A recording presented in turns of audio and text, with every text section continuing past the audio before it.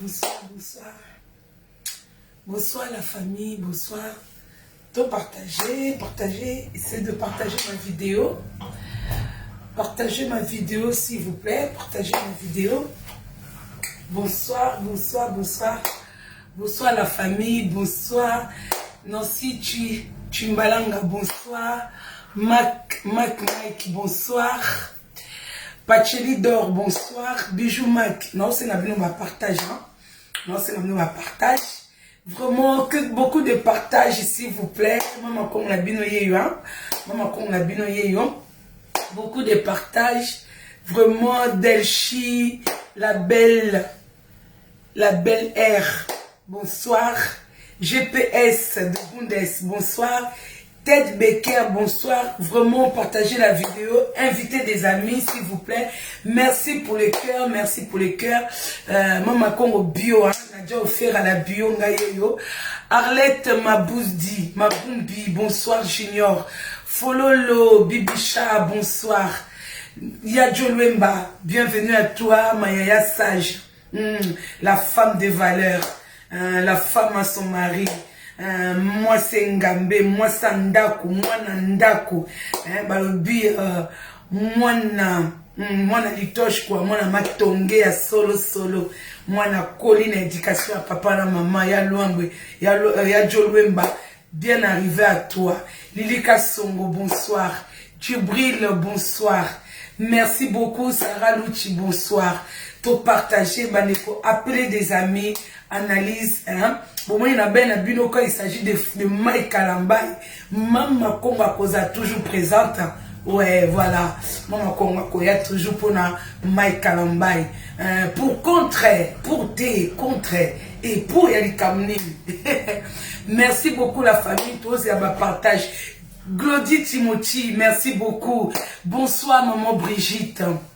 Henriette, bonsoir maman Henriette, merci beaucoup. Safi Lumonde, merci beaucoup. Mère Anisunga, Balbi, wana belle sœur, hein. Wana maman Banana Bisso. Bonsoir à toi, Mère Ani. Tout partager.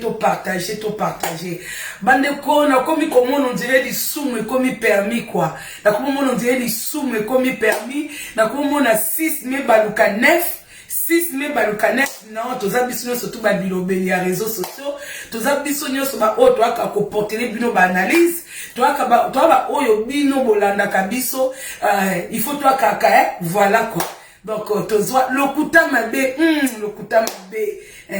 c'est ça faut quand tout le monde a là lokuta mabe pour aloba pe a solo lokuta eza mabe lokuta mabe je t'aime beaucoup Nina Beauté Chris docteur na biso zala wana o ba nous soigner les biso ba maladie quoi o ba nous soigner so Marie Arc voilà quoi donc partagez s'il vous plaît. Merci pour les j'aime pour les que vous avez déjà ya ko CP là pour maman comme ayeli bino analyse quoi les que vous avez ko CP là bon biso toza pona full té vidéo que fan na wana vidéo ko chikala wana biso to la kola ba biso landa Barabas te biso landa Jésus-Christ de Nazareth biso za bato Jésus-Christ de Nazareth to tika ba makelele ya bato libérer Barabas wana makelele la batono wana makelele la batono vide biso to za na bato yo Jésus-Christ de Nazareth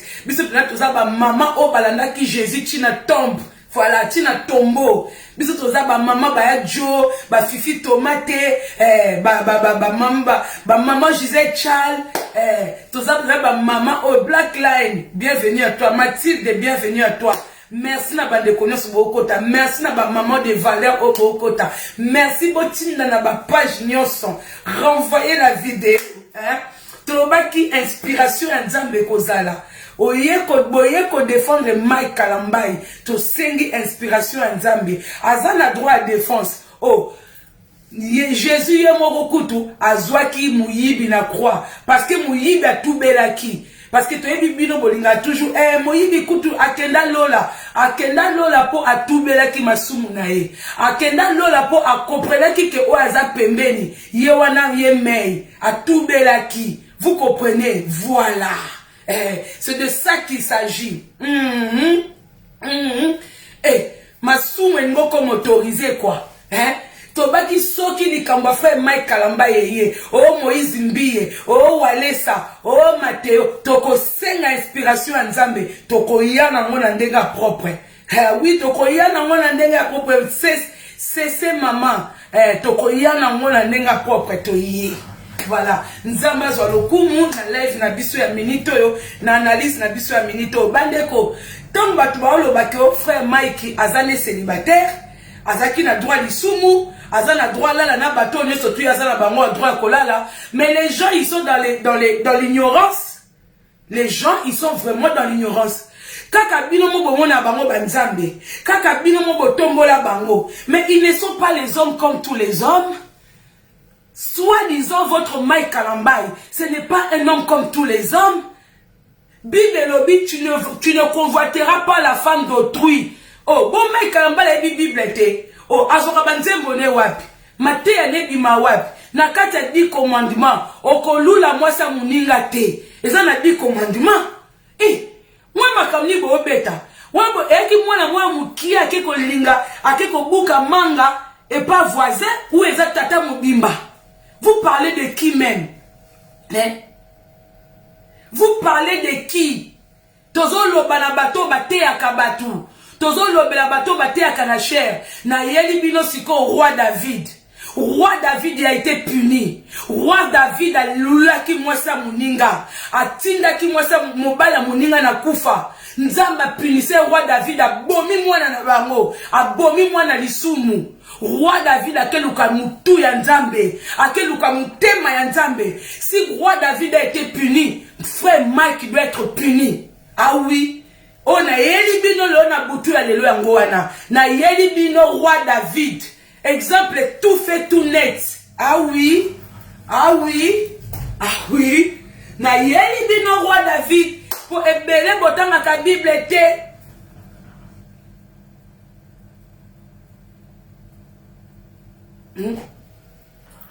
Ebele botanga ka Bible te. Genre parce que aza célibataire akokola la na mwasa ya libala. Oh mais na zongi si bino na Bible ti. Na zongi si bino na Bible. Tozana exemple ya roi David. Bokende musika te. Oui, moi ça sali mabe. Mais bazwaki punition. Mabe nyonso esenga kalifuta nango. Oui. Vous comprenez la famille. Roi David a luli mwasa muninga. Biko kasi mwasa nga saki kopotemani. Mwasa nga pa zaika lokola mwasi o alali na mbetu na frère Mike. Séduction attire la séduction. Mwasi wana ayebaki ke roi David a lula kaye. Ayebaki ke roi David a talake na suka lisu. A koti na douche. Ba douche ya lopangu ya moni ba lopangu akala o ezaki ba toilette à coup direct. Ba douche okaka ba bwaka maputa. Mwasi wana akota ebike na musika moni déjà roi David a otala e. Abandi kolongole lamba. Oui, moi ça quoi isaka mobali. Oh, bien moyebi yango te. Oh, bien botanga histoire Adana Evite. Bongo Ada koelaki Eve nini na démarche. Tant Nzamba sali Eve a boaki na jardin. Eve azo boaka démarche. Ada lobi atala be mboloko, atala be lion, atala be antilope, atala be nini, atala liboso bo amoni penza mutu atelemi na makolo mibale. Azo boaka na démarche. Nenge basi ba boaka makana talon. Yango to zalele boaka makana démarche a momi. Ato lati basket, ato lati li papa. Soko za mwasi boaka makana démarche ya mwasi.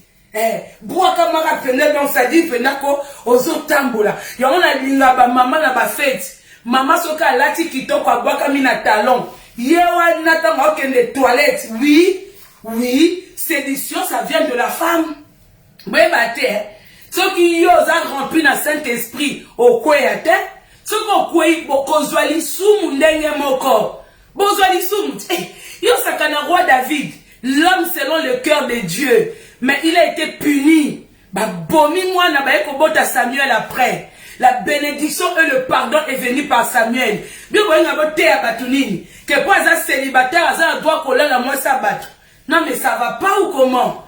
Vous croyez où? Na kosibino. Tozane kaka sima. Eh, tozana e sima. Bino bozaba, je suis Barabbas. Bozaba, je suis Barabbas. Bama kelele bele. Biso toana, je suis Jésus. Ah. Eh, nous bosakana. Moi si wana tali na musika, ayebe David ayaka na balcon. Moi si wana ayeba ki atimbela ki ya David na balcon. Atali na musika bi da roi isa bimi na balcon. Yo sakana koza la voisine ya roi, nanga okwesa roi te. Na moi so azana ba donner, encore moi si wana zaki na ba donner. A senti pe ke roi zotala atali penda ke mulide bandi kosa neti ekita. Neti ba 16h ba 17h ya Kinshasa. Atali na musika bi roi sa uchi kolia. Abouaka mi roi ekozwa mupepe na balcon. Moi si wana tali boy, aye na douche, alongo ni puta buaki. Encore na kalabazaki na basua. Ma puta basua wana we kenda kaya ngomoko abwaki bwe abando baluka apesi akomo la sa roi David ba donné apesa mkongo yango fo za toujours na tala zala na ota mkelekete mais ba oyo faut za pena bien comprendre omoni pena ko mkongo pena fait ça la sua ba biso pena mère merci hein pour oniamula biso pena mkongo ko ça dit ah pena to kita penza. Tokita penza apesi abaluki apesi liboso David a kokite.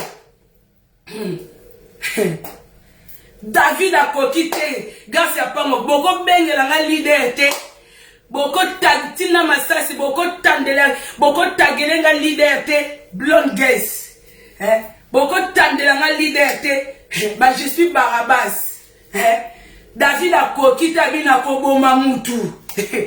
Yango li soumwe zaka toujours elengi. Roi David, mutala sola na nzambe, asola na prophète.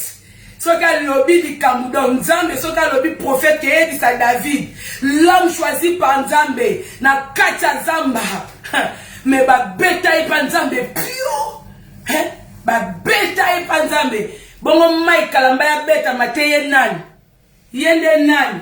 Balokota ke wapi po ya beta mate abeta ma wapi alo balokoti wapi biba bisika balokota David bolo banini célibataire blonde guest leader kota oh célibataire non mais ça va pas boy autant la Bible ko oh beaucoup de femmes les mutu mais il faut pas donner.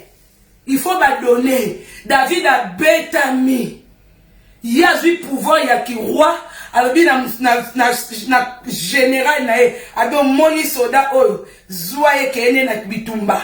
Ça y est, na randi boso. Donc, flèche à liboté, zo tapa munguna. Et bêta ya zonga soute. Kaka pona moi si. Yango faut pas sous-estimer pouvoir ya moi si. Il faut pas qu'on sous-estimer pouvoir ya moi si. Il y a du pouvoir dans la femme. Ya motonto bake ba mina baza ba Jezabel po bango mutu batinda mibali ba yiba. Poza moi si ya soda mutatinda David a bomo mobali na ye indirectement. Pourtant ya zo kenolinga roi. Ebi ke roi okene mbanda na soda te. Roi okene mbanda na likiliki te. Ba ko éliminer likiliki. Ah bah oui. Oh bon le ba te lisumi utapa moi si. Bongo bango mo basai na nzambe na bino. Ba eba te ke lisumi utapa moi si. Ba ebi ngote bien que les soumes ou tapa moi si ba éviter oh mais bango batanga Bible tous les jours bango Bible c'est bundeli na bango bakoya pamba te soda ka mukufa pamba te soda kufa pamba ba soda ba lik auto sito précisa ba biso ba mama kongo sito loba ba soda liboso soda mu général ou colonel ou so qui commando ne mukufa pamba donc tango benga mi chantre tango benga mi pasteur yo kumukwea ka pamba te yo mukukwea ka pamba te yo mukulala ka na Bible yo mulamuka na Bible yo mutangula ka na Bible yo ata ba pesi o bonjour ozo ça amen oh c'est que Bible kota yo beaucoup na bato ngame maman nga so na pesi bonjour amen oh amen ya bonjour te oh ça dit que bango ba liaka liloba baliaka Bible, basumbaka Bible, batambola na Bible. So moni mutasambela ka sac eza kilo. Lokola maman na nga seke Bible munene to na kati.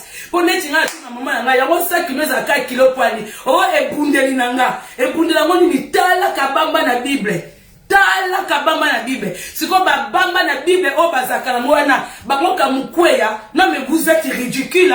Oh frère Mike célibataire, azana droit koken na moi sinyoso. Oh, dans les 10 commandements, tu ne convoiteras pas la femme d'autrui. 10 commandements épais qui ça même kotala moi ça bala. Yango bo mona kapaba ndibu pa ba musulman ba bomba kabino ya basi na bango bazana raison pour ba ebi que ba frère Mike bazé belé.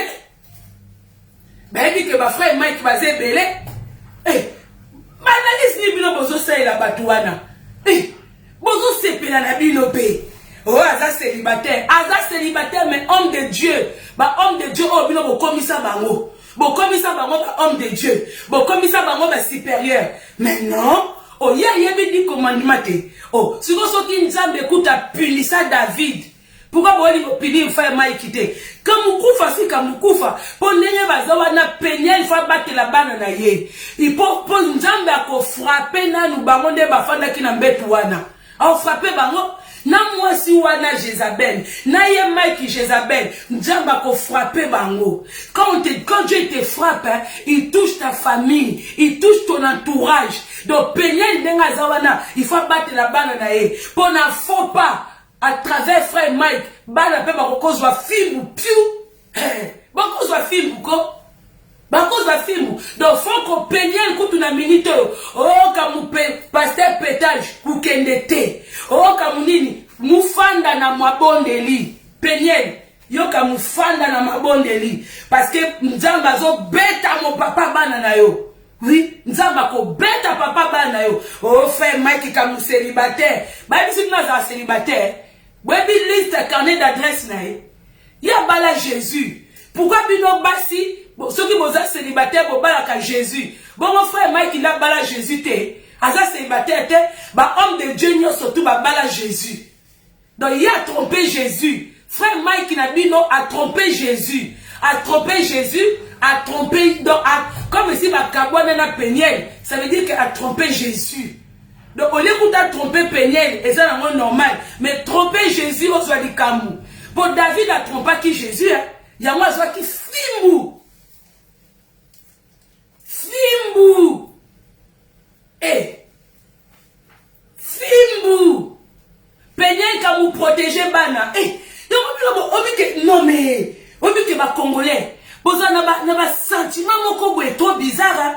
Oh, il y a comme célibataire. Comme célibataire, il y a comme bala Jésus, il y a comme homme de Dieu, il y a comme yemba, il y a comme Saint-Esprit, il y a comme célibataire, il y a bala Saint-Esprit. Bah moi bah tambo la kana ba ebundeli. Si ko tama zaki na hôtel ebundeli zaki wapi? Jésus a zobeta nzamba zobeta wapi ebundeli? Wapi ba Bible ana minene batambo la nango. Oh. Comme moi si kutu kotika pembeni. Comme moi si azali na séduction. Si ko bilo bokumisa botaka nde bozaka. Ami dazo kwesa ba homme politique nyoso kamuzo kambongo ya gouvernement. Kamusala ka libala kamukenda ka ba voyage. Kasi po na séduction.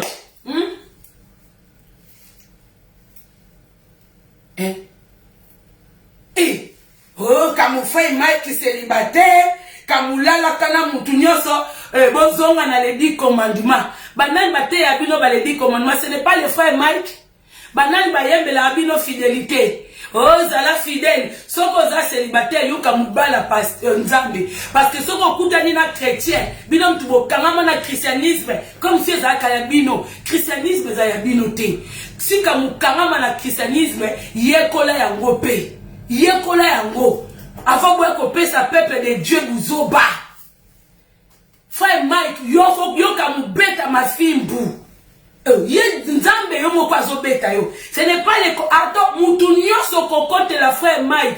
Tangu punition ekoya bino kamu kende nyoso Bino kamu kende ko sale rêve na banalize polate. Ko staloba ki ango déjà. oyo eza makambo ya nzambe oyo eza te ke oyo tozwi matière na congélateur tobimisi oyo eza soso te soki ya piki wiki obimisi boye odécongelé okati olambi oyo kamukamu ya nzambe kamu sérieux na makambo ya bapaster oyo eza mambo sérieux boyaka te ke lelo lobi likambo susu bozozwa bambongo bozozwa banini mpo lobi bochange maloba mpo bomema peuple de Dieu bomema bana bacongolais bozwa diaspora ale bomema bango ke soki mobali aza célibataire okola na mutu nyonso kamulala na mwasi abala te eza malédiction wana même depuis bomwana baparent na kati ya ndaku eloko babendaka bana matoi bana mibali kolala na mwasi abala te mwasi aza na droit kokenda mobali abala parce que depuis le temps toyebi ke mibali bazaka na bango ba polygame mwasi ya polygame n'existe pas. C'est clair.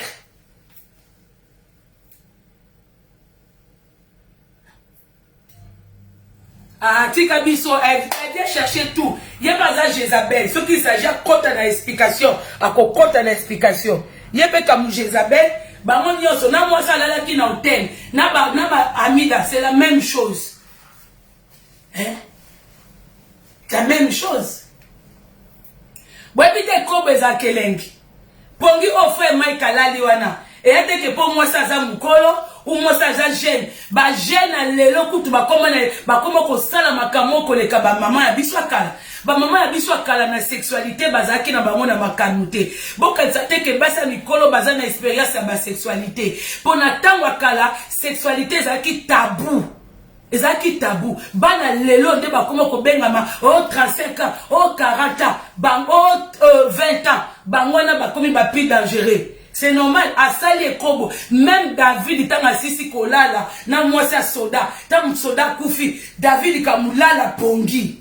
David kamulala pongi. Après l'issue nyonso tolala kapongi. Après rapport sexuel nyonso tolala kapongi. Pour tout ça l'effort physique. Effort physique ya mbetu kokani te na effort physique oke koki mambangu libanda bomona te ba esa bino ke ba danseuse atozo mona zo balusa luketu kolula mona nkuna te po eza même maniema te maniema ya sans bord ozo baluka boy na maniema avec bord ce n'est pas les mêmes maniema ce n'est pas les mêmes hein. Soki na même na moi, soko moni na kati ndaku papa na maman ba osieste na moi, c'est que ba uchi kobo, ba uchi lui de noces, ba uchi masolo papa na maman, et ça na kapongi, et ça na kamutalia, et ça na mutalia, meri mama ya beti we ale, kamula la pongi, kamu transpirer, kamulamuka kamunzoto force oui ezongi, hein? Donc l'ikabu ya fait Mike boya na ngona ba complication te. Frère Mike amuzwa punition ya nzambe. Il est interdit à tout homme de sortir avec les femmes mariées. Ni bali nyonso ba frère nanga. Ata balobi ke moi si butakwesi yo fo zala makasi. Na viso ko za febe okwe olekani. Ba apôtre bazake belé mais Judas bimeka yemoko. Judas bimeka yemoko. Yemo pe mtabi diembikaki. Donc dans la vie il faut être très fort. Soko bi ke moi si oyo azana ndaku na libala, mobala telemao, mobala pesa mbongo teo. Soka lingi yo po lingi yebi se mama kamubima kuna. Kamubima kuna. Obite ke ko bima na homme na femme mariée. Ezana ba poursuite. Bino boye bate, eza poursuivi. Dans le code pénal, eza condamnable. Ko bima na femme mariée ba koko kanga yo ba condamné un peu ba kamu boako na prison. Faut boye ba makamuti. Faut boye ba makamuti. Yo na ba eza pa mindele, eza pa na biso ba tumindu. Soko zo bima ba kangyo na infraction ya kobo na mwasa bala kamu boaka yo na boloko. Na kala kutu bazako lapide bango. So ba kangyo na mwasa bala mais oza lapide. Bien bakamu frère Mike Asali, bon mon amour, bozo kene na moi si. Oui, c'est bien beau qu'on critique la femme. Merci beaucoup Versus. C'est bien beau de critiquer la femme. Mais elle était avec un homme, soi-disant homme de Dieu. Revenons dans le sérieux. La femme que vous critiquez, la femme qui a filmé, la femme qui a donné sur ses couches, je sais pas quoi. Oui. ce n'est pas bien. Mais l'homme qui était à côté, ce n'est pas n'importe quel homme. C'est un homme qui a beaucoup de visibilité au Congo. C'est un homme connu tant qu'homme de Dieu. Là, Dieu il va se fâcher encore plus. Pour statut Oyatambola Nango, attendre la statue à Nzambe. Attendre la statue à Mutute. Parce que quand on voit frère Mike, surtout dans le Congo, quand on le voit, on a l'impression de voir Dieu. Les Congolais, quand tu vois frère Mike Kalambay, pour eux c'est Nzamba Kweya, Nzamba Ye. Alors ce n'est pas n'importe qui. Tobo était la chair est faible. Mais c'est pour ça qu'il ne faut pas l'appeler Nzambe. Il faut, il y a un Nzamba benda kabango matoi. Il y a un Nzamba zaka plus sévère na bango. Oh. Vous évitez que na famille, bana o balata ba komba ba papa. Il y a un sabino ba maman. Tant mobali, obali kaka yete. Ce qui mobali a bali a vu identité, a vu kombo na ya pesio. O komi madame interne. Oh ba parents ba se déplacer. Fiancé na bino wana te. Bakanga lo ba tok tok na bino te. Nazo ba pena eza ke boke na buka lo pang. Tu dois respecter kombo wana. Po bato o bazana ba kombo ba mama, neti nga na za ndoi ya koko na nga mwasi.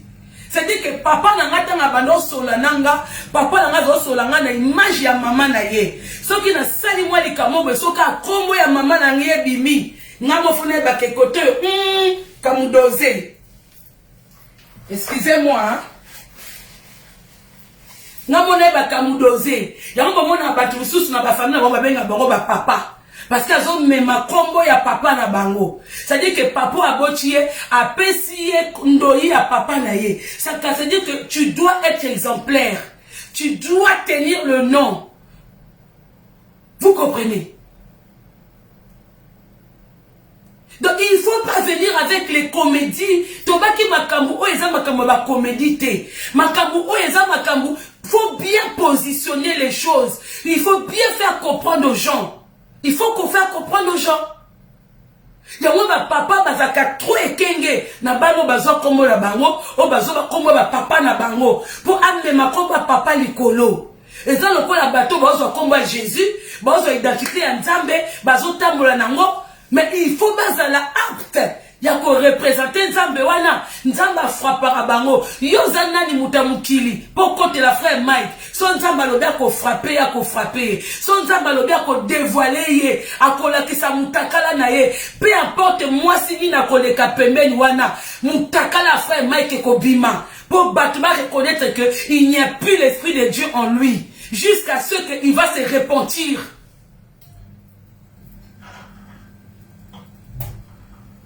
Babina bloqué.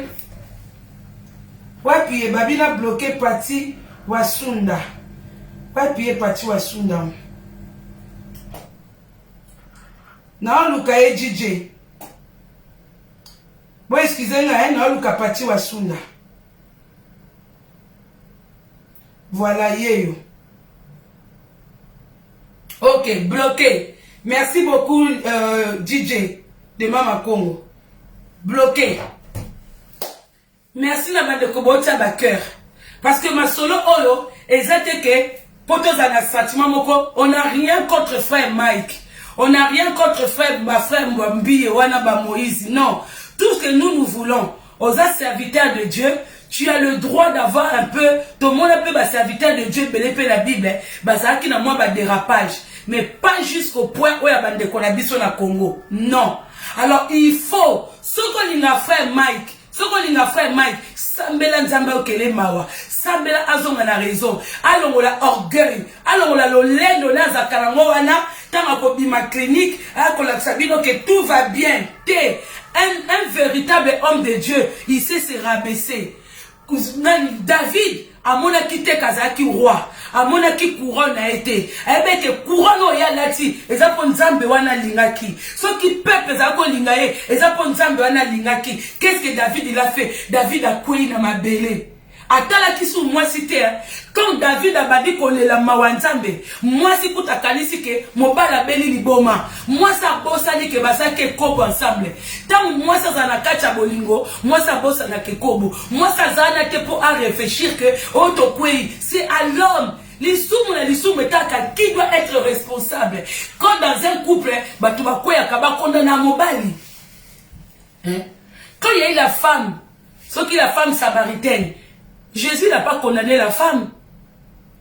Mais pourtant, moi, si tu as été mais Jésus a condamné les hommes au bazar que nous là na moi si wana. Pour mi bala na mtwaza ki mutema mabe. So ki bolinga ki ye, il faut ki moko na bangwa bala ye. Il faut ki moko na bangwa zoye. Na moi ça zo sala ndumba. Na mi bala o ba ke do futa mbongo po bala la kaye. Ba nani faut ba condamner. Ba condamner bato bazo futa mbongo po ba ke no lala ye. Oui, c'est comme ça que Dieu punit. Il y a mon zamba limbi ça la femme samaritaine. Parce que ceux qui me parlent de cola, coquenola l'a été. Alors quoi, elle est coboté? Ah oui. Donc frère Mike, il ne doit pas être, il est orgueilleux. Et la Bible nous dit que Dieu, il résiste aux orgueilleux. Ça dit que la Bible, oh, bah, bah, la rabino, ils ont pas sentiment. Bah, bah, lia kangote, bah, mela kangote, bah, tiens, bah, kaka, à outre église, à si belle bino, à mon béton, kabo, kabwana, aïka, ah, Bible, on pèse un kilo. C'est comme ça qu'ils font. Dans leur voyage, les hommes honteux, mibala bandumba. Et bon, le bakeo, aza célibataire, nanya kosibino. Nanya kosibino, kaza célibataire. Aza célibataire, mais alali na moi ça célibataire, même si kalala ki na moi ça célibataire, tant qu'un homme de Dieu, a koko lala na moi si boété. Est-ce qu'il y a une église na ye, a tolera ke bandimine ba kelala na hôtel? A tolera ke bandimba kele so di kambo oya saliwana na ba pongi oya laliwana so keza bandimina e kasi bango bate yango ba pekisa ngo na église yango ba mona ba congolais baza immature congolais mukuna moi ça koufeli mobali azala deuxième bureau azala troisième bureau ba bien mobali na ye ake ko réclamer ba bien mobali n'est pas mukuna lekisi na sima mutuka ale mukuna juste succès. Pour vous montrer que Congo est dirigé par des démons. Congo est dirigé par des diables. Et si comme ma bezali, et si comme Batubaya Kakokumisa. Et ça chose incroyable. Na kata mutuka ba condamné ba pesi mukuna valeur. Surtout quand dans ma tchaki azui valeur na soi.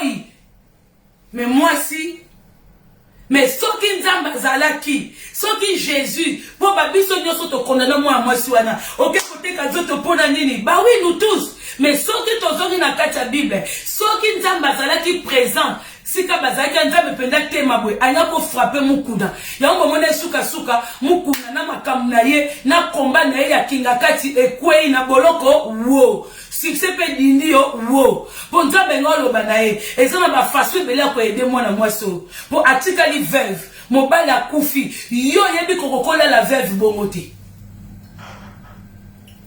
so ki moi c'est comme tanda boye pour aux autres hommes cela ba bien a été ya moi le kaki na nzela wana bio bokasanini ke bango bazanini ne bino bokwesa bango oh combien de fois mfait na nzambe kokokweya 1000 fois 1000. Mais bien parce qu'il façon à l'histoire qu'on raisonner, et ça façon à nzamba qu'on raisonner. Dieu ne raisonne pas comme toi. Surtout bino ba congolais. Sauf qu'il nzamba no ba nous raisonner comme bino. Lola e kufa. Lola e kokufa. Lola e kokufa. C'est là où il y a le mal, que c'est là où vous prenez le plaisir.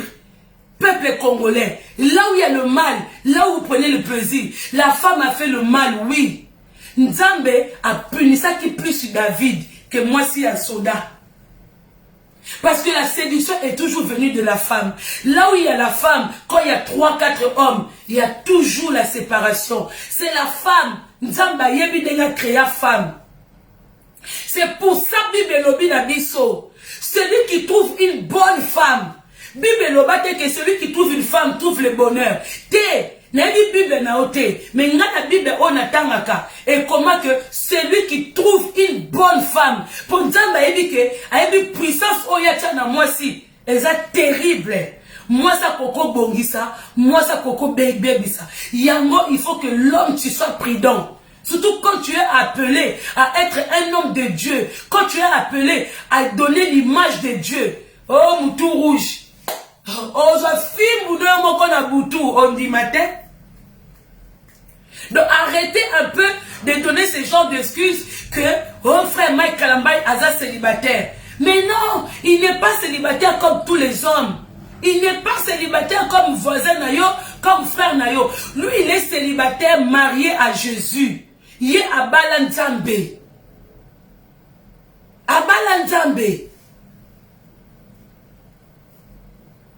Donc, bakamwana eza po balakisabino ke baza parfaité. Baza pe na maloba oyo bango bate ya kabino te. Ils vous disent A et ils font O. Donc arrêtez un peu de les suivre. Mais Congolais zana mawa, Congolais ti lelo, muta kwei na ekobo bongo. Mais bozo tala à un moment quand c'est Dieu qui punit, ne viens pas contredire la parole de Dieu. Ceux qui n'ont piqué le so web, ils ont bonne guérison, mais vous êtes malade. Ça ne va pas. Quand Dieu il a demandé Isaac à Abraham, Sarah il est venu, oui Sarah, ayaki Abraham a benagné, abi yo lingo contredire lilobanzambe, a pouté zaki leur enfant unique, na bango mi balé. Vous comprenez? Leur enfant unique. Mais tant Nzambe a saisi Abraham, yelanga mwana Nicolas montagne. Sarah dit, ma famille est ça là. Moi, je suis qui moubangue. Abi, femme. Tu dois mettre la parole de Dieu avant toute chose. Pourquoi? Parce que Abraham, il connaissait ce Dieu-là. Et puis, attends-moi ça, Zandening. Combien de fois? Bango tout, même Abraham a kouya.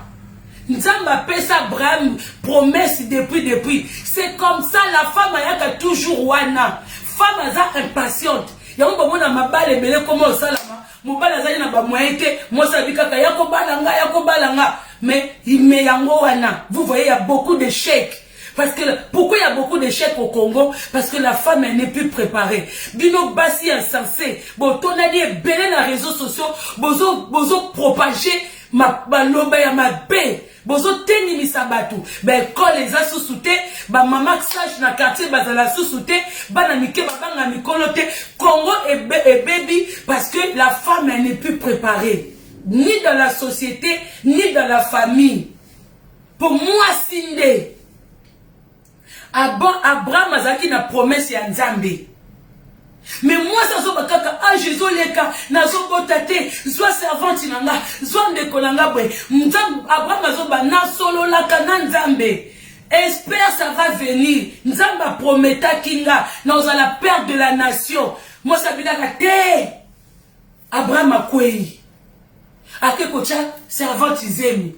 Mais Dieu a frappé Abraham. Pour Abraham a monasika mwana na kolate, mwana kenda. Akenda. Mosai na Nzambe nyonso akwea kazoka punition. Yo kutu ba punir yo. Ota na nu punition oyo za na ngote, ozo kote la frère Mike.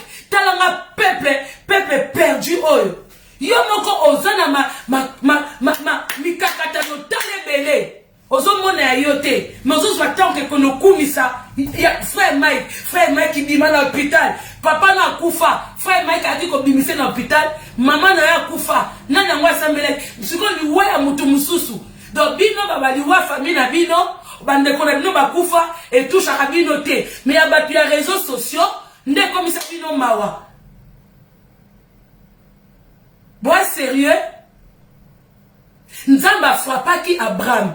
Punition Abraham ezaki ndeni. Na mwana wana, na mama na allez, kamukende musika. Kamukende musika pour enfant que je t'ai promis à Koya. Et moi na wana tanga Koya, il faut pas que rivalité za pembeni na ye. Pour moi na prometa ki o mwana, mais c'est la femme quand ndenge Adam lobaki ke Ève mutakosinga, Abraham peut c'est la même chose. Et ça Sarah mutakosa qui est. Allez frère Mike qui peut ça pareil. Pour ça qui prudente, moi si peut ka mutako ici. Mais sauf que yé et ça moi ça libala. Pour il n'est pas prudent. C'est quoi bolingi ni?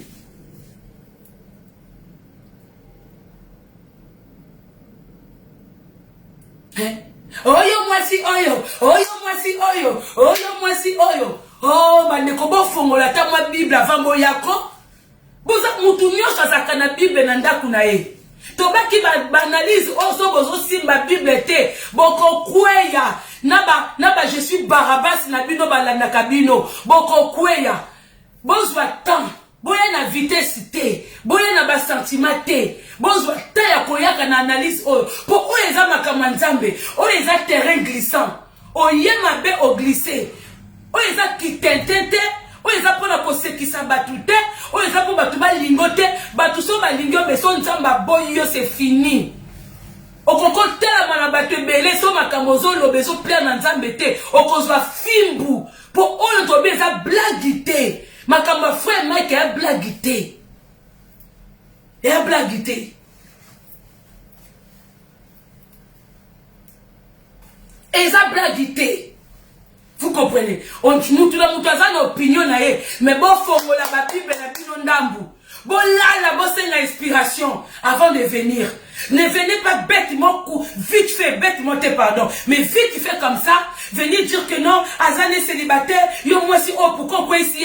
Azan célibataire te, abala Yesu, atamola kana image nzambe, apesa kabatu image nzambe. Ce n'est pas un homme comme tout le monde. C'est l'homme bino ba congolais. Azan homme comme tout le monde était. A qu'on mérite punition na ye.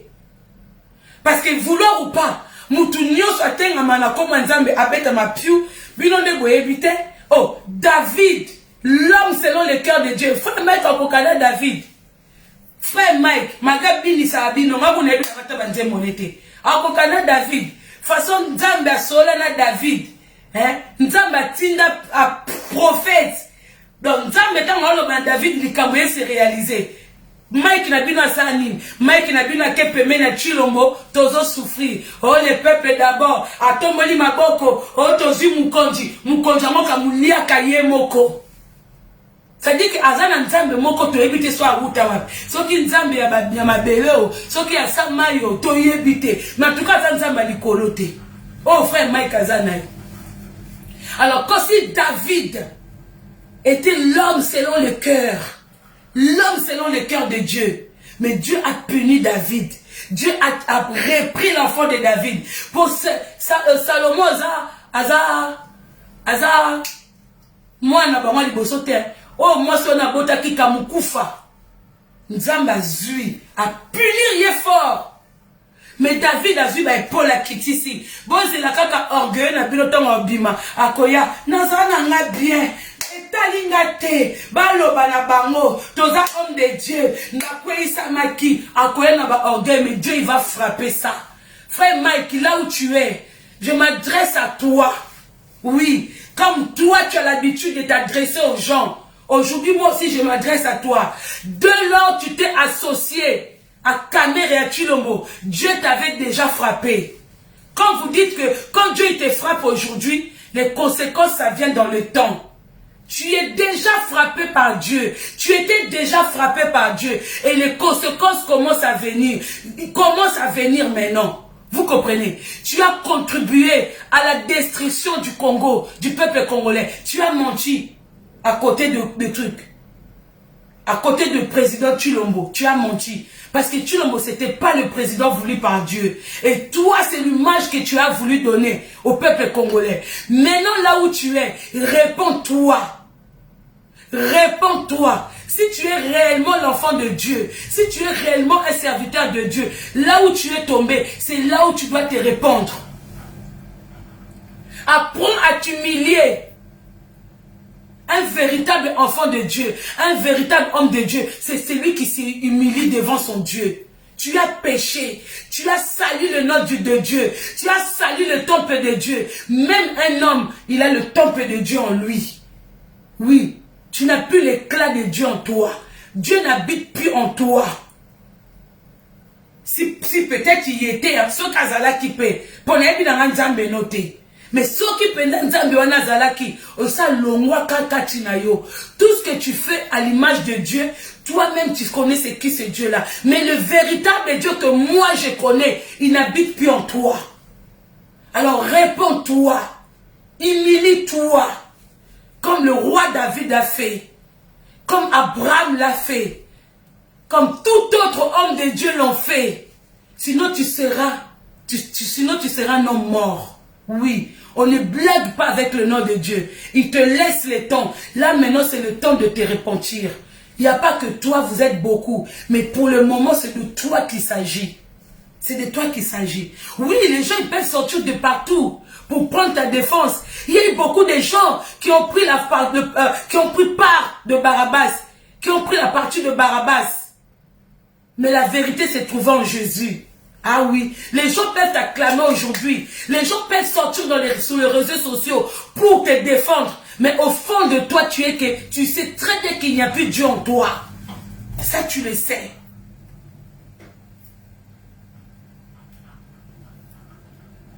Bokoko bibebele bozwa ko défendre ye. Bokoko bamba mwasi wana mabanga.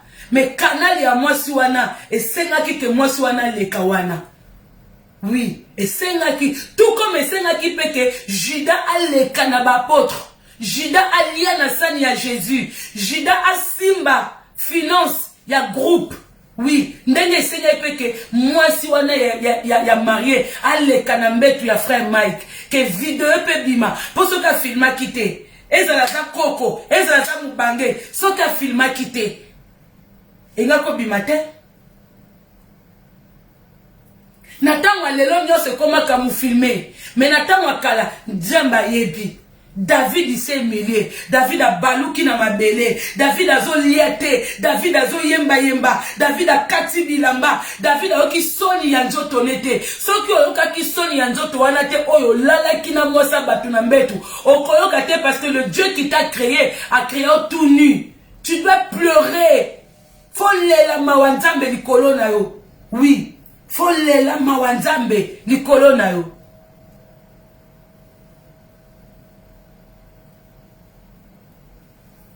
Yozo yemba banzembo oyo batu bazo s'inspirer na bango nango mais yo moko à côté nzamba bimiso na poisa batu tout bakoya ko défendre yo eza néant eza makelele ya Barabbas même Barabbas azongaki na raison bonanda film à Barabbas quand on l'a relâché baké boma Jésus a commis qu'on se renseigner qui était ce Jésus Barabbas akamwe abi ngai muyibi ba libérenga Barabbas a comme kelukelo nzambe.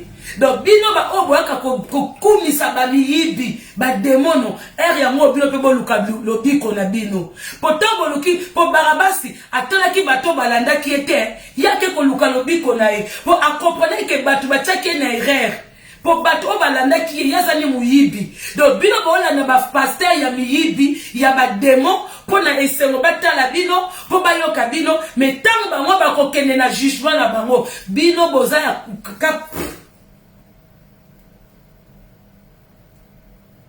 vous comprenez?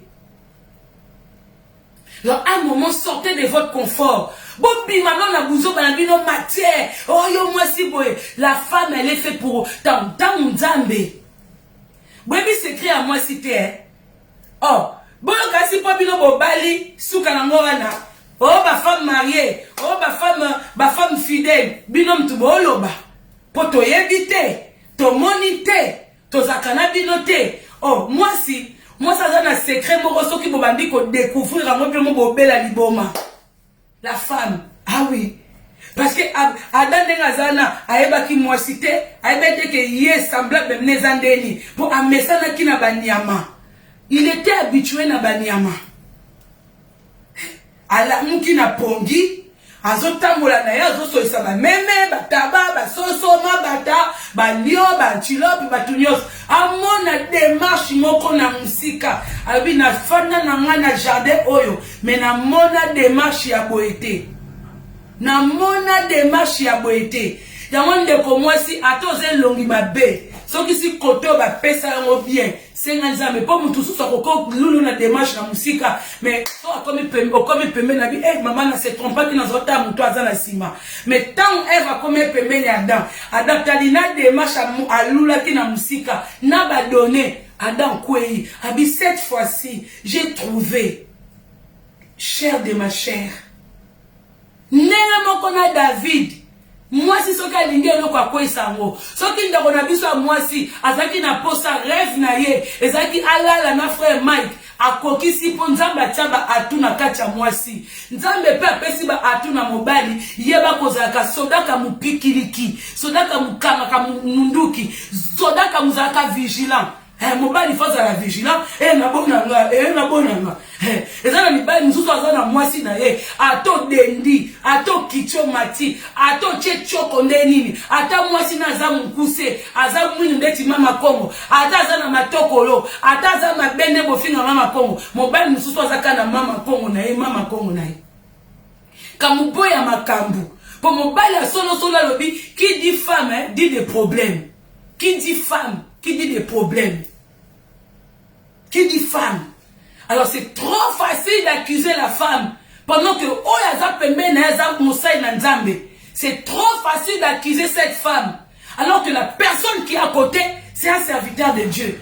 Mais vous croyez où? Yozo Lukaba, excusez-moi, c'est un exemple. La papa n'a pas subi. Bolba et exam normal tempo comme papa pas subaka papa subi na bilamba insonier ba oui exam bongo ya lo kwa musai na nzambe accepter moi si na église il te tia biso il pas te oui église panzana kamu panzana bah oui bon comme à déséquilibré yango balobi ce n'est pas tout le monde qui peut être berger za mutu oyo azo ko éveiller que brebia qui maté brebia qui maté devant les gens qu'on portait Moïse a na droit et RRT. Bota la film à Moïse parce que vous avez du mal à aller lire la Bible. Bokilo Moïse a dit Moïse tu dois faire très attention. So bolandi histoire. Pour la Bible vous attend kotango le temps okolemba ouchi musalo bando tanga passage à liboso notre Père qui est c'est ponge bukio olali pour la makamsu to zo pongi te na makamba ko sambela na kotanga Bible pongi kamuyaka vent okokota no film okena yo okoki polali pongi mobala simbio abwaki liboko yoka mulamuka kamubwakama mais ce comme quand makambo tanga Bible a la prière surtout ma prière ba congolais lembisa abatu une heure de prière bana oso kutena pasteur wa bana kaka arakana ta nga combien de fois tokena ba prière nga sina lobaki na nga menkala pasteur yazo continuer kaka pona ko lakisa ye batuke yenda sambela kana nzambe yenda communication ko bozu la mic banini bwe batu basambela ko ekabiso pasteur soka simbi prière bloque ko si la moto yango soki pasteur eko visiter yo yo moko sambela biloko no po yo moko kamulamba ngo kamutika prière na pasteur te parce que yo kamutika prière na pasteur biloko kamukoma pio parce que bango ba ngabala sa ke bango nde ba yebi ba mona Bible bango ba yebi Jean Paul Antoine Timothée ba tunyotu Jacques soka bandi prière bandi na Genèse tin Apocalypse mais tama ekobonde tamba koya kandeka mu normal vous ka mutrouva ça normal. Hier, la Bible du début à la fin. Ce verset. Vous savez, dans 1 Pierre, la Bible nous dit, dans 1 Timothée, vous savez, le livre des psaumes nous dit que, dans 1 Proverbe 4 et 14, la Bible nous dit, mais bon, moi, c'est quand j'en que moi, si à mon tour mate, Frère Mike, et c'est que Bible loba, moi si à mon yoka mulula te, yoka musimba te, frère Mike a bien moté. Bon, mais Bible.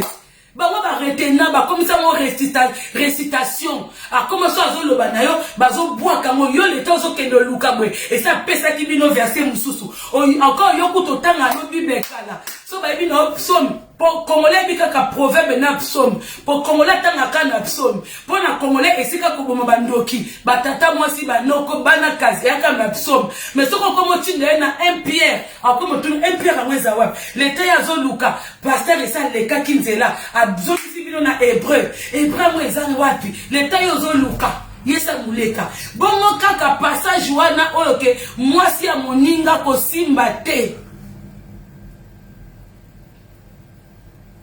Exacté.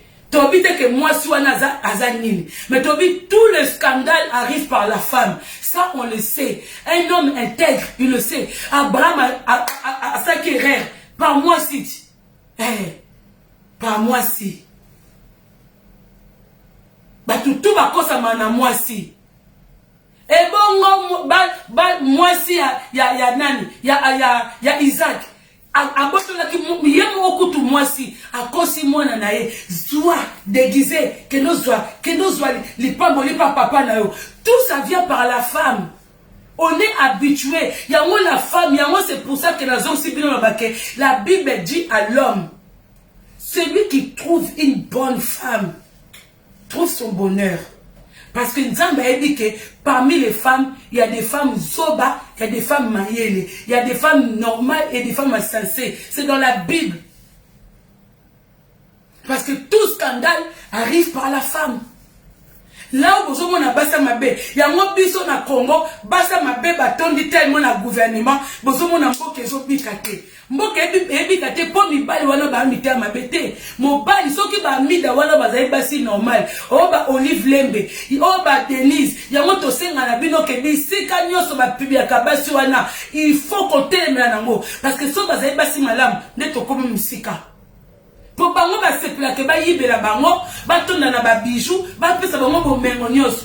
Parce que quand la femme dit non mon mari, on a déjà surtout mutoko la Olive oh ya yibi pendant 18 ans boyebi ke ngaso na kute na mutaso ba bolamu ya Olive na koko fine na kingo kamudi emikaye pendant 18 ans richesse nyoso o mobile apesiye et kokite parce que nous avons de telles femmes comme ça au pays. Nous devons préparer la femme congolaise. Si aujourd'hui le pays est chaotique, parce que la femme n'est pas préparée. Bah maman, moi si ato tindi moi na libala, il faut qu'elle contrôler. Depuis que na kala, bah papa na biso bazala ki omona, bah papa kala surtout zolo ka ba masolo hein. Nous on a eu la chance de vivre moi mukina ba grands-parents. Toyoka ba masolo moi biso to maman biso voyager ngana za mwana o avana poto maman tiki biso pas ba grands-parents. Il y avait les tantes, les oncles oui, mais il y avait patriarche azaki na koko matriarche koko na biso moi si. Et tant que bango mi balé ba kei et moko moi déséquilibre mais ceux qui ba kanisi bo rassemblement ya ba parents na bango ba zongi. Bah biso au moins so bafani papa azoti na maman keta la mwana o mutazana libala na e kende kota la mwana kende atana libala ta mwana kena libala babete ke kende tous les jours mais va vérifier ton enfant dans le son mariage kende ko vérifier mwana no kunezo le kandeni ba papa bazako tinda po papa ko kende te mais papa azoti na maman kende ta la mwana no kuna kende vous comprenez. Alors c'est la femme. Et moi, ça me fait mal au cœur quand je vois certaines femmes qui viennent dans les réseaux sociaux. Il y a dans les réseaux sociaux, même si on est côte à côte, même si on est comment. Moi, quand je viens dans ma caméra, étant la diaspora, quand je viens dans les choses qui concernent la femme, la sentimenté. La plupart, maman Congo, hypocrite. Na fa na sika buzo bezate. Nazana nga muta buzo bape. Mais nazana nga na ba limite. Là où je vois que bazo na ba sentiment, moi je ne demeure pas dedans. Parce qu'il n'y a pas de blagues. Donc on sait ba blague dans ma kamusu souté. Surtout quand il s'agit de la femme, parce que nous sommes la femme. Quand il s'agit de l'image de la maman. Donc quand tu veux parler de la femme, il faut savoir qu'est-ce que Dieu a mis à la femme. Non. Surtout la plupart à bino basa mabala, quand on considère à binoté. Quand on considère à té. Pour ma bala poto, bino nyo surtout té.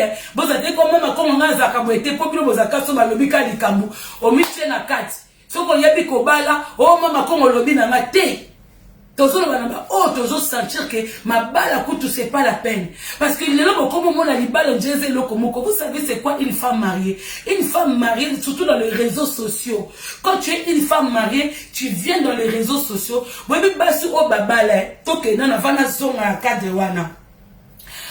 si oya bala, même na mindele, soit que Musala, même dans les journalistes. Bon, mon abassona, ou azana mayele, à qui m'a canabé émission, c'est important. On n'a pas passé journal à midi, à 13h, on n'a pas passé journal, il y a Boutou, on l'a imaginé parce que la femme, elle vole l'image Mokobwe. Alors, quand vous venez dans les réseaux sociaux, quand vous dites que vous êtes des femmes mariées, vous voyez que même dans l'image et les réseaux sociaux, il faut donner l'image de vos maris.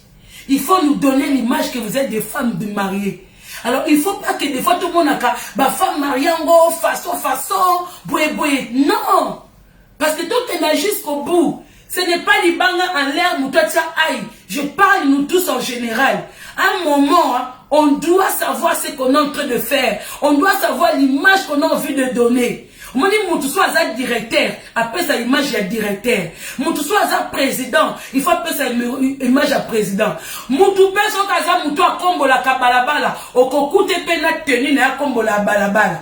Mon tout personne azali vendeuse, il a nini bwe, même ba vendeuse et kesseni. Vendeuse ya Zara, bon moi veste, moi t-shirt, moi bien, moi pantalon pince, moi bwe. Mon tout personne azali vendeuse na wende, bon moi ne peut façon. Alors vous nous, on doit se donner.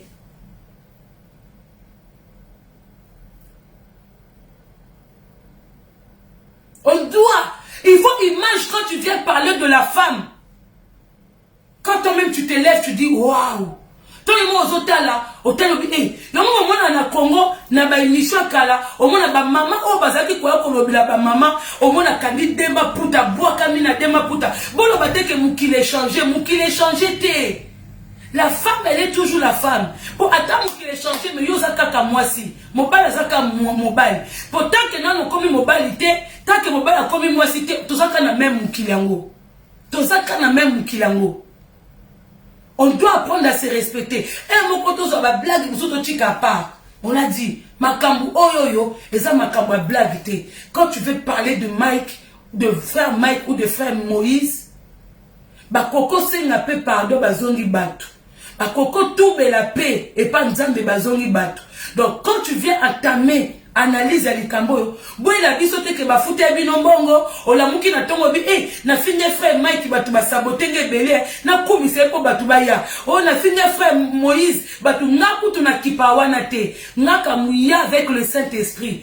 Et plaire yo te talingate. Au final naza je suis Barabbas te. Naza je suis Jésus. Moi j'ai fait ma part. Oh non, pour moi je semble que c'est la vérité que je suis en train de dire et c'est mon Dieu qui va me justifier.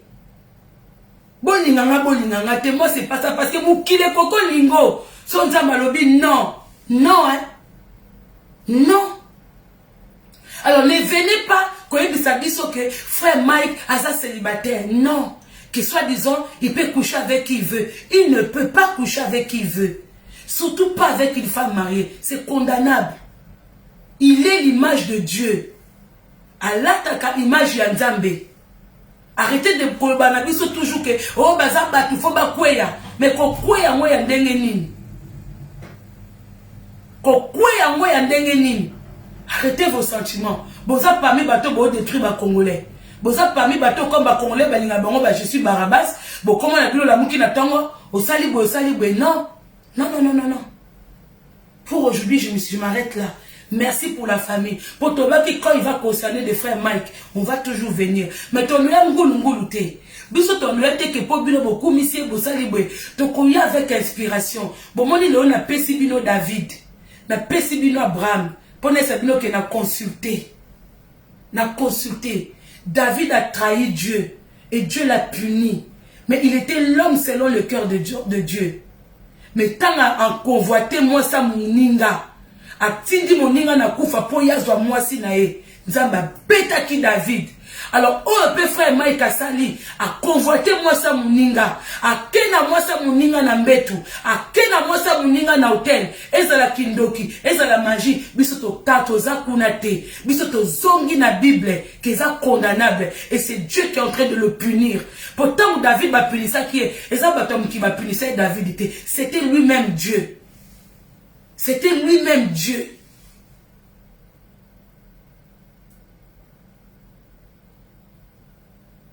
C'était lui-même Dieu. Alors, koya kolobate, so ki nzamba ko s'occuper na moi si wana, a s'occuper na e. Pour moi, si on n'a pas kokepe kokoma moi sa Mike, ata lisumu esalamaki, ata filmaki, so ki baba ki ke lisumu, oh, Eva asumu kaki na Adam, ba continuer ki ba boti bana. Moi si wana asumu kaki na David, ba continuer ba bimise biso Salomon. Ah oui, le roi le plus sage, ba bimisa ki, oui. Mon bail n'a pas koko koufa. frère Mike qui pas récupérer moi si wana. Mais les sous me ouch à travers bango mi balé. Bah ça les sous ensemble.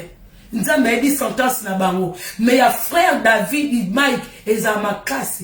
Il y a des fois que Luka pardon. Pour David, a dit que moi sinon pemeli. Moi ça zone beli sa moine. Donc a dit Nzambe ça bête qui moine. Donc comme on dit la mort c'est Dieu qui donne. La naissance et la mort c'est Dieu qui donne. So Nzambe ce qui Nzambe a décidé qui moine na kufa pour alinga qui va senga pardon à renouveler bango, va renaître de nouveau. Va renaître de nouveau. Alors toi tu critiques la femme. Il a dit combien de foyers beaucoup ça? Combien de bateaux beaucoup ça? Quand vous parlez de la femme, ne venez pas avec les critiques. Hein? Comment moi si Basi Boyaka na critique à Basi na facilité? Comment Basi Boyaka na critique à Basi sans vous consulter Bible? Babite que ton bête la bango maboko. Non! Mais quand vous avez une critique à moi si, consultez Mouto à créer moi si. Parce qu'à l'intérieur de la femme, il y a beaucoup. Quand il y a une critique, boyaka na critique à moi si, na loyengete, pour battre pete no maboko, babamba moi si on a libanga. Bien babi ki ndumba off, moi si face samaritain na zaye nango. Et ça, exemple, malama ma kopé sa te. Mais tobite que to bête la moi si on a maboko. Mais tant on voit qu'on lapide moninga moi si, na miswa batu, pour à quoi na ekobo. Aux autres préférés côté la Mobali, aux autres préférés côté la frère Mike. Bon lapidé parce qu'il a filmé. A filmé pour ça qu'il a cadre les sentiments nae. A filmé pour ça qu'il a dit quand on est permis dans vie sentiment nae. A filmé. C'est un peu de oh, démon à côté la Eve. Bon démon à côté la Mobali. Bien pour que Mike qui t'a filmé. Oh Mike a dit qu'azo yibat. A filmé mais moi ça langwaki. Il faut filmer. Pour vous éviter. Nyoka bada Adam Eve kutazala kite mais nyoka zaki na Adam na jardin. Pourquoi nyoka ki kokoi sa Adam te? Dino bato bozo critiquer moi si wana. To boite, asay malamu te. Mais na poser bino question mo boke consulter ba Bible na bino. Boke tout na pona bi belé bo kokate. Boke tout na ba pasteur na bino. Avant Eva ya, nyoka zala ki déjà na kacha jardin. Nyoka banda pe ko cohabiter na Adam. Pourquoi nyoka pese Adam boumate? Oh, bien, bobenga pomme. Pourquoi pesa kembu mate? Pourquoi zela ki kaka? C'est que nyoka ebe que Eva koya. Ah, botu na ma pasteur pour ba biso oh, to lala ka to chindoto. Ngana za reni ya bandoto. Nga mutu na zela kana ndoto, nga pena na bomwe ba live musu na yaka, omwe pena na locha ngona ekoloba. Nga na kana loyengete ko bosala bete na kana inspiration. Yone sabino nga pena na consulter Dieu le Père, le Fils, le Saint-Esprit na yé.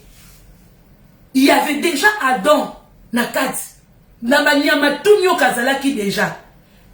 Et mutazanga ki kaka na jardin d'Éden, c'était que Ève. Tant Ève a yé ma camion se kokisami. Et alors quand la mobile a joué ndaku, atie ba kit, atie meto, atie ba sani, atie ba nzuma, atie bloko nyo surtout, a ose la kaka moi ça ya. C'est quoi parmi ba sani ba nzuma, ba kit, ba mesa, nyo kazala ki déjà. Pourquoi trompa qui a denté? Pourquoi a trompé qui a denté? Pourquoi quand Dieu il est arrivé? Pourquoi Nzambe a posé qui m'a moko Ève question que femme qu'est-ce que tu as fait? Pourquoi est-ce que Dieu il s'est adressé à Adam? Pourquoi Dieu il s'est pas adressé à Ève? Merci Seigneur. Bonsoir bon tourne bon que comme pasteur Nabino. Quand Dieu il est arrivé, quand Dieu a compris que péché mon cœur tu salama, désobéissance mon cœur qui, quand Dieu il est arrivé, il s'est pas adressé à la femme, mais il a déjà que Ève mutazumbuma parce que rien n'est caché devant lui. Il est au courant de tout. Mais quand Dieu il est arrivé, il s'est adressé à Adam. À s'adresser à qui Adam, et c'est Adam qui a dit papa ngate, et ça moi sopé senga. Donc, les frères Mike Kazaki na hôtel, na femme mariée. Ce qui nous a dit, Mike, mon fils, qu'est-ce que tu fais là? Qu'est-ce que tu fais là? David, il a pris la femme d'autrui.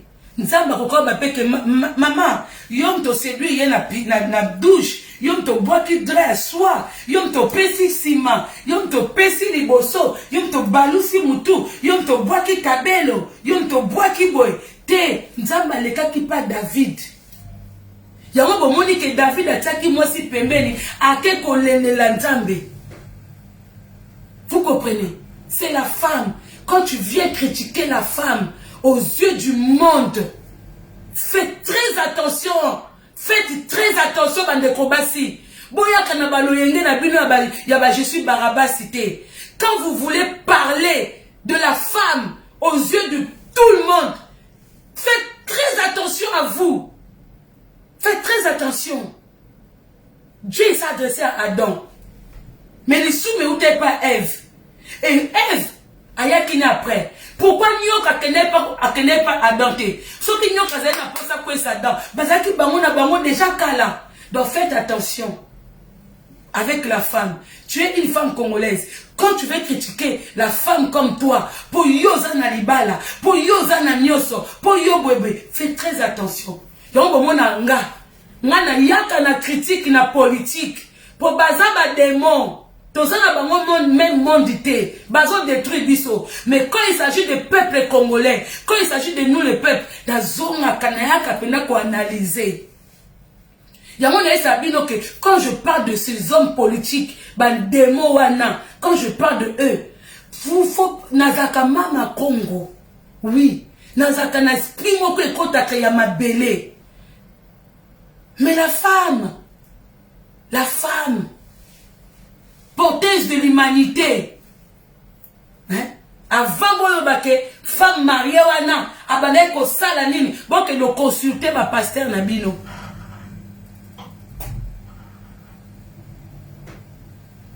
La femme a été créée en secret. Dieu il sait pourquoi. Bon, on n'a pas ma pasteur Nabino, tu n'as pas pasteur. Mais pourquoi Nyoka Kikako, Olias et la moisi? Pourquoi qu'il n'est pas Adam Bamote? Pour Bazaki Bamona Bamote. Et pourquoi ton Nzamba Yaki? Pourquoi Aïbi que Ève Mtaliaki vous m'appelez si Adam? Pourquoi Nzambe qu'il n'est pas Adam? Qu'est-ce que tu as fait? Pourquoi David? Pourquoi Abraham? Pourquoi Boenaboué? Il faut que tout n'arrête. Botuna terre. Botuna terre. Faut que vous poser na banalise. Na baki bino nyoso boya au côté la frère Mike. Na yé la bino. Dieu le Père, le Fils et le Saint-Esprit, je viens. Le bon yana ndenge penana sentir penza. Pour côté mon lit mon santo, côté penza, t'as plus de fan dit ça banalise. Tu vois la chochochoté. Ya mon zambe penza pexara biso, ba côté msous ton gâteau kota mon pena ouais, mais zambe bité yozonga. On a besoin de Zambé, bah tu sa page, laisse-les, je suis Barabas. Tu es Mama Congo. Bon, moi, je suis appelé ça Congo, Combo, Mama Congo. Il y a mon femme insensée numéro 0. Mais, esprit en Zambé, côté là, qui n'est pas père na Combo. Après ça, qu'on a l'oyenge. Mais, bête, qu'il a sima l'oyenge, et l'eau, comme tout est en 4. Eh, bête, pour mon appelé ça Combo, 0. Na loyenge kaka. Mais nzoka nzambe ko na moment wana nzambe mtakota ka bizwa Congo. Et Mama Congo y en a beaucoup. Je suis pas exceptionnel. Je suis pas exceptionnel. Tout le monde a sur le toit comme ça et Mama Congo y en a. Mais il y a le Mama Congo. Oui, les Mama Congo y en a. Mais il y a les Mama Congo. Des fois ce monde en bande ko bazo bande so banga ba memon ba memanga na nzela moko bwe. Ba ko tsanga barano au moins on sali analyse. Autant que combat moutouté mais moutouye moko se sentir choqué, moutouye moko tie aïe. Ayo ba no koto rando. Allez comme ba congolais pe banga ba même bat. Mama Congo ba fingi okuna répondre. Des fois c'est Dieu il veut pas. Je dois peser des fois ce nom là. Yango na yaka pena na ndé moko boye. Voilà, il faut la peser combo oyo. Faut la peser yango. Faut la peser. Yango des fois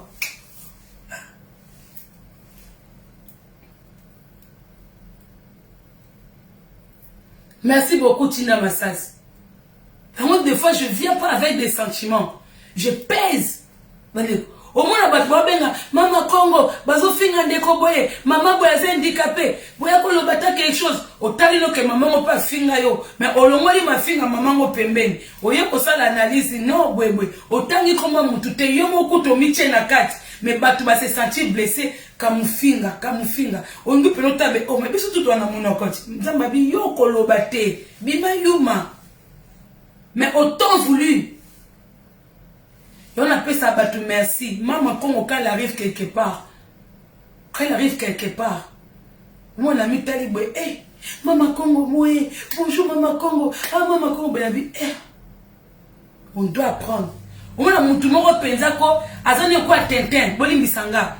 Alors tu vas tenir ba gladiateur, boli ba gladiateur, so ba gladiateur, bato ba natango ya ba Jésus ba zo buna na ba épée. Au moins ba film sous au moins la latina veste moko boy, ya ba bibende na ba jipe moko boy, on dirait ba gladiateur, perruque moko on dirait ba souki moko boy, maquillage n'époque bandita. Azo ko blobelo pe boy, ozo tabi eh. Au quoi on fait d'ici l'analyse moko boy, moteur mais c'est des terre à terre. Oyate. Merci beaucoup la famille. Merci d'être venu sur ma vidéo. Merci pour vos cœurs. Merci pour vos partages. On a quand le ballon, on a un peu cet exemple à David. Alors j'espère que vous toutes, au Bima, pour que frère Mike, Aza célibataire, il a le droit de coucher avec qui il veut. Botine la bango vidéo. J'espère que vous serez inspirés. Pour une fois, vous avez inspiration qui toko. Présent ma kamanzambe. Fanda kimia koya vite te koko tambon na YouTube ou na page. Fanda kimia de commencer de komobali. Luka inspiration parce que frère Mike doit se repentir. Bon bemaye na ki orgueil te. Bon meme boete. Ozana ni son zamba bili kambo non. Yo ba frère Mike courage et ko le kanango ah bon ma kamanzambe le kanango Et le kanango Merci beaucoup. Merci Paulatina Linda. Merci. Merci Anya Love. Merci Bandekonos Mokotakiawa. Merci Gloire de Dieu. Merci Lokuta Mabe. Merci Ndeko Lionel Diorella.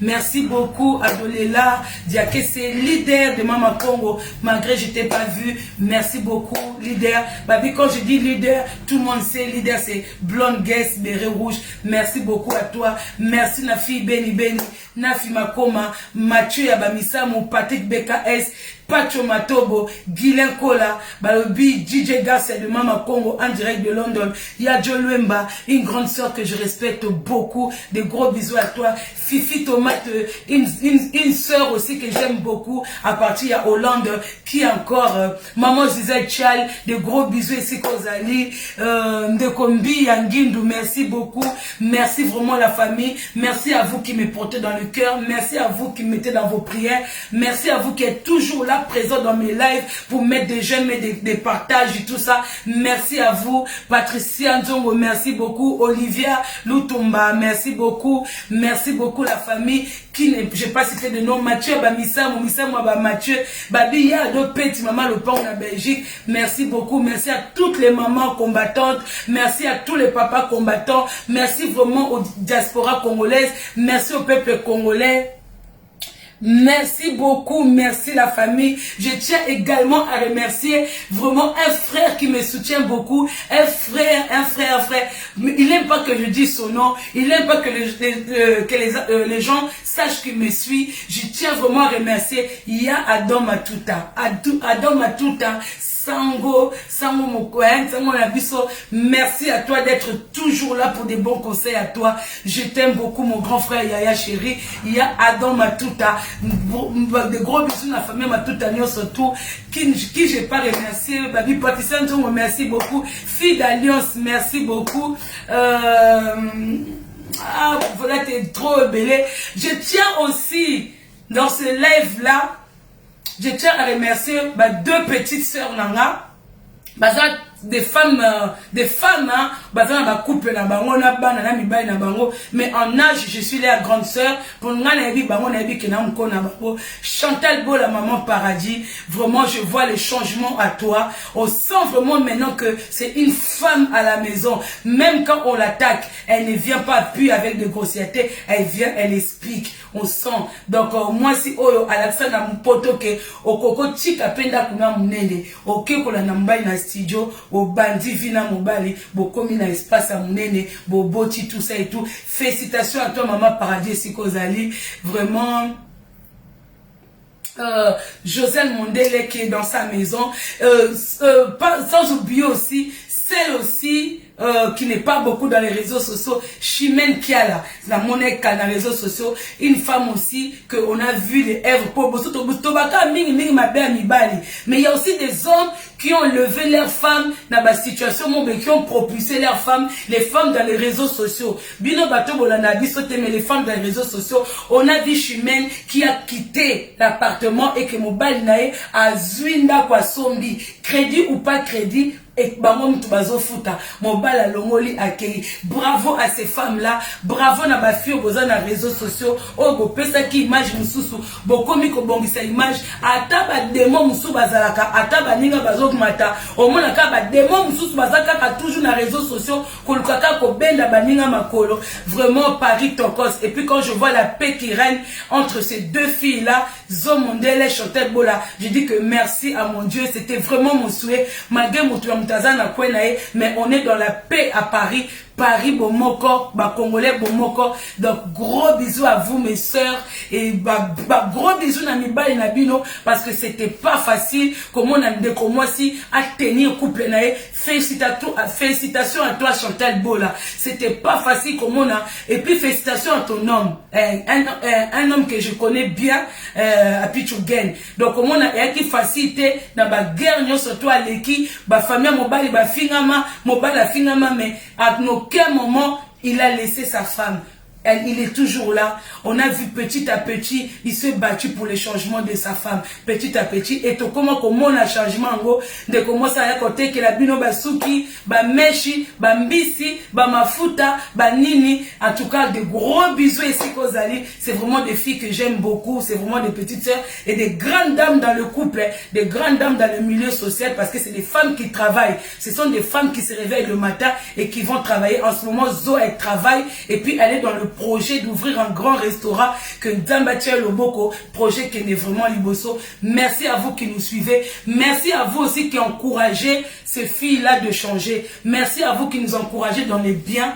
Et Zaka Epona et c'est mon abino parce que tant on est l'abino bilo quoi bien parce que bon les sabatins belé penabino. Tozo abino ba 1 heure du temps ya ba live ba 2 heures du temps ko l'abino kama finga ezana sensité. Photo il a bien makambu ya bien malgré ba démon mususu bazaza ka pona ko benda baninga ka bakita mais nzamba zaka na contrôle. Merci beaucoup Agasa TV, Jeko Ani, Babi Yani Sunga maman Ani, des gros bisous bandeko bozuli bangate, Olivia Lutumba Lotumba, merci beaucoup. Ferdi Mavungu yongwana ndeko Basile les visionnaires, Babi Maman chérie Ngalampia, Mayaya chérie, ya moko mukolo melonga ba bébé. Babi Nicole Kalula, des gros bisous à toi Nicole Kalula. Mireille Samira Chou, ma copine Mira Chou, restaurant Mira Chou, juste à la gare de Melun. Sika ba dégustation là il est vraiment kitoko. Merci la famille, à la prochaine. J'espère que ce live là, c'était vraiment inspiré par le Saint-Esprit. J'espère que personne va se sentir blessé, personne va se sentir humilié, personne va se sentir insulté. C'était vraiment un live de cœur, ni contre frère Mike, ni contre les autres pasteurs. C'était vraiment ce que je voulais donner au peuple congolais et j'espère que au fur et à mesure, l'inspiration va être là. On continuera à venir. Merci beaucoup. Merci à Mdeko Béatrice Seke. Merci beaucoup. À bientôt. Merci beaucoup. Merci.